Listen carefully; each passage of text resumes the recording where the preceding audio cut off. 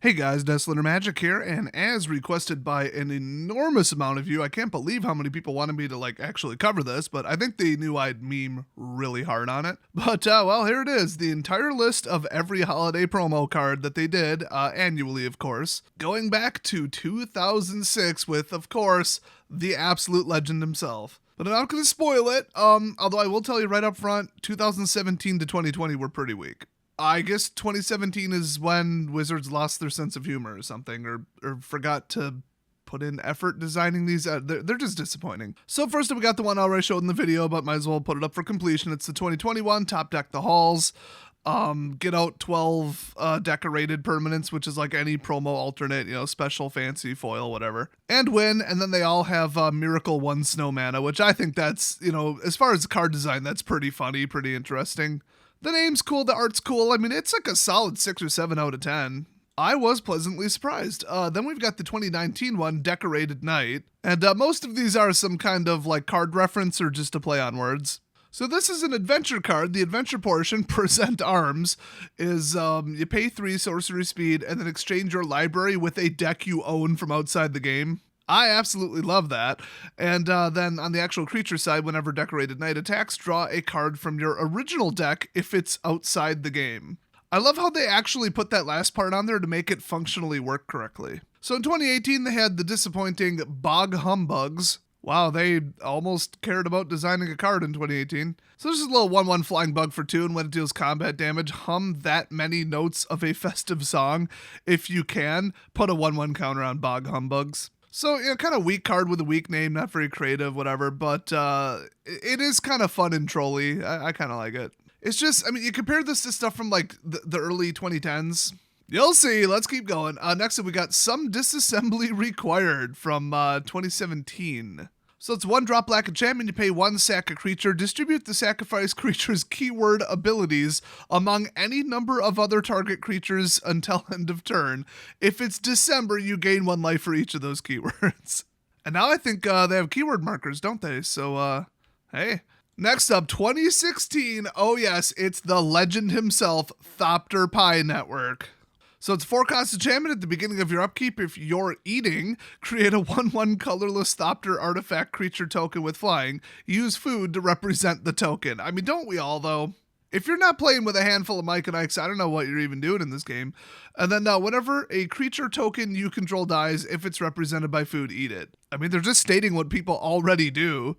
Skittles, M&Ms, come on, we've all done it. Oh, and I should probably tell people who didn't actually play that long ago that it's based on the card Thopter Spy Network, which is really similar.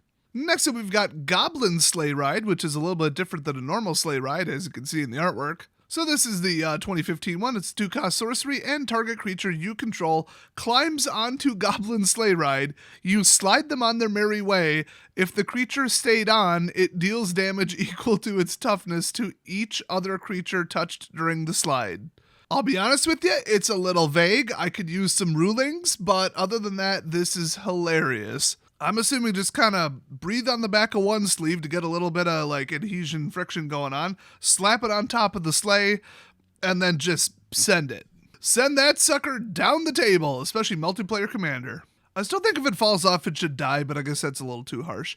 Next up, we got Mishra's Toy Workshop, which is obviously based on Mishra's Workshop. So this one is a land. You tap it and add 3 to your mana pool, so pretty aggressive, but spend this mana only on spells and abilities that put tokens onto the battlefield. Use toys to represent the tokens. That's, functionally harder to do than food, but, you could get it done. Arguably, D&D miniatures are toys. So moving on, 2013's was Stalking Tiger. Get it? Like stalking, but not. So this is a 3/3 for 5 artifact creature cat construct, and Stalking Tiger enters the battlefield with a sealed magic booster pack under it. When Stalking Tiger deals combat damage to a player, unwrap the booster pack and put it into your hand. They should have said put the resulting cards into your hand. That's not quite clear, but I get what they were going for. Yes, I'm nitpicking a card that for all intents and purposes isn't even real. It's just a silver bordered card, but too bad.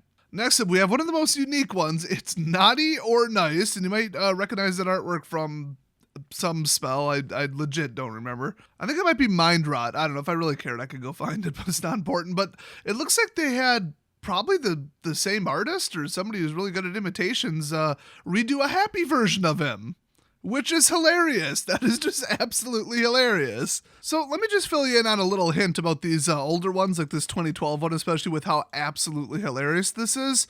There are 2 on sale in this country at all on eBay. Looks like TCG Player has about 7 of them, and it's running between about $25 and $250.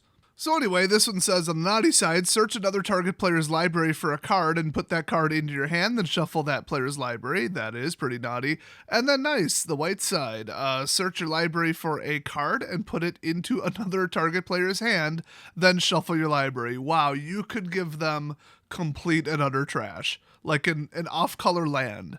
This is one of the most like reasonably playable and multiplayer Commander cards, because this like can and pretty much is a real card. I mean, it's basically just Grim Tutor with like a nicer option, literally called nice. So next up, we've got Yule Ooze, which is, of course, the traditional Christmas ooze, trying to eat the dish next to it. Dude, we just fought a ton of these in D&D today, including like, I don't even remember what CR it was, probably 20 or something. I don't know, like mega super ooze that could like regenerate a bodyguard 3 times. Kept trying to do some like mental spells on my rogue, but nope. Kete Thunderpaws the rogue has slippery mind. I get proficiency on wisdom saves. So this one, there's only 1 on eBay at all. It's in Spain, and it's like $70 converted plus shipping. And then on TCG Player, there's only, I think, 1 listing of it, and it's about $48. So these start getting pretty rare. I mean, that's not like an outrageous price for a card, but I mean, it's up there. So this one's pretty cool. It's a 1/1 for 4, but at the beginning of your upkeep, destroy another non-land permanent chosen at random, then put a number of 1/1 counters on Yule Ooze equal to that permanent's converted mana cost, and then if you pay 1 red and 1 green and then eat some food, you regenerate Yule Ooze. Next up, we've got the 2010 promo Snow Mercy, floating in around like $70-$80, give or take, about $110 on eBay. That's weird. Usually it's lower on eBay. But yeah, this one's a 4-cost snow enchantment. Whenever a creature deals damage to you, put a globe counter on it. And then tap, untap, tap, untap, tap. And then tap all creatures with globe counters on them. So you're physically shaking the snow globe on the card. I told you, the later ones, like the more recent ones, are an embarrassment compared to the ones that they used to print. And then, of course, the flavor text is, warning, shake gently, contents may cause choking, hypothermia, and or planar invasion. I legit need this for my commander deck, too bad it's not technically legal. Next up, 2009, we've got Seasons Beatings. That ain't Christmas or Hanukkah, that is definitely Festivus. Shout out to everybody celebrating Festivus with the rest of us. I'd now like to hang the pole, start the feats of strength, and do the airing of the grievances. So this is quad red, so you know it's like the reddest sorcery that has ever been read. Pun very much intended, and it has Family Gathering. Each creature target player controls deals damage equal to its power to another random creature that player controls. The annual Christmas brawl. We almost had the cops show up twice to a bingo game with my family, so we don't hang with that side too much anymore, actually. So there is currently 1 on sale on eBay for $89, but you can pick it up on TCG for about $56. And by pick it up on TCG Player, I mean by the time I publish this, probably not, there is 1 listing. Next up, we've got Evil Presence. Get it? So this is a 2008 one, so I mean there's 1 copy international on eBay, $106. They're all coming from the same seller, same country. I'm starting to wonder if these are counterfeits. Let me just throw that out there. But otherwise, there's, I guess, 6 of these on TCG Player. It says as low as 85 and then market price 116, but this is why I never used TCG Player. That doesn't prove that it ever sold for that price ever, or that either of those prices are correct, really. I mean, I hate the way they do that. They tried to make it less manipulatable, too, but it still is. It's just such a bad platform. Just buy on eBay. Or honestly, Card Shark. Never really had a problem with them. So this right here is a 4-cost sorcery, and you put a creature card from your hand into play under target opponent's control. That creature attacks each turn if able, and always attacks its controller. You know, it's not too off the wall, it's not too, like, left field, you know, going full unset, but it's, like, just stupid enough to be really funny. Next up, we've got the Holiday 2007 card. It's Gifts Given, which, if you don't know the artwork, that's literally just a redrawn alternate version of like the exact pose and character from Gifts Ungiven. It also functions similarly, so I can appreciate that. What I can't appreciate is this is $400 to $500 on eBay, and on TCG Player, it's about $270 to like $184. Like, what does that even mean? Oh, the market price is $184. Well, they're right now as low as $269. So I guess the market price is $269 then, because that's what I can buy it right now on the market for. I hate TCG Players so much. I know it's supposed to be some dumb average or something, but like, it's so inaccurate. It's such a fake, stupid, wrong number. So anyway, you pay $4, it's an instant. Search target opponent's library for 4 cards with different names and reveal them. That player chooses 2 of those cards, put those chosen cards into the player's graveyard, and the rest into your hand.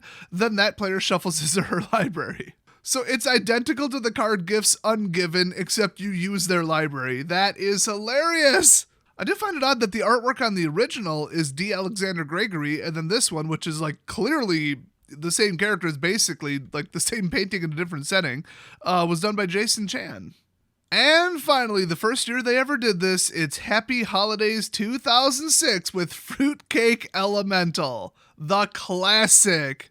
And strangely enough, this thing's about $130 to $250 on eBay right now. Obviously, that fluctuates like crazy.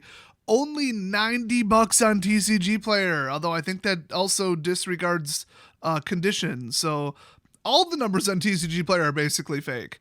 Or misleading and inaccurate, I should say, not fake necessarily. Well, the second one is.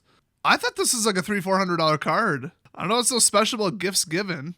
Well, I guess now is your opportunity to snag one. I assume they just like sent out more of these and then sent out less the next year or something. I don't know. I mean, it's just weird. So it's a 7/7 for 3, and Fruitcake Elemental is indestructible. At the end of your turn, Fruitcake Elemental deals 7 damage to you and your waistline. Let me just add that.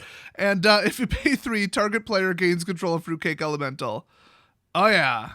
It's the fruitcake nobody wants because it's literally just like a brick of solid calories that tastes like burnt, dehydrated, slimy garbage. I bought a fruitcake twice ever, and the second one is because I thought it can't be as bad as I remembered the first time. So twice in my life have I bought like an off-the-shelf fruitcake from the grocery store. Both of them were on clearance after Christmas. We're talking like the day after. And wow, fruitcake is terrible.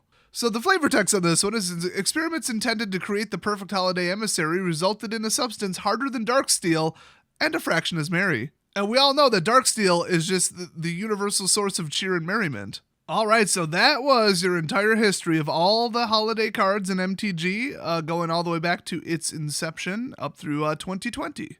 I really wish they'd, take like the first 10 and like really go that hard on the more recent ones, because they've been good, but they've been disappointing by comparison, definitely. So that's a shame, especially since a lot of the older ones are extremely expensive now. But honestly, you're probably not getting one anyway unless you own a store or kiss Wizard's ass. I'm not sure which fate is worse at this point. I'm not sure which is a worse situation. So on that cheery note, I'm going to edit this and then eat a whole bag of feisty nuts and then pass out on the floor, because I've been up for like 30 hours. Happy Festivus, everybody. I'll see you next video.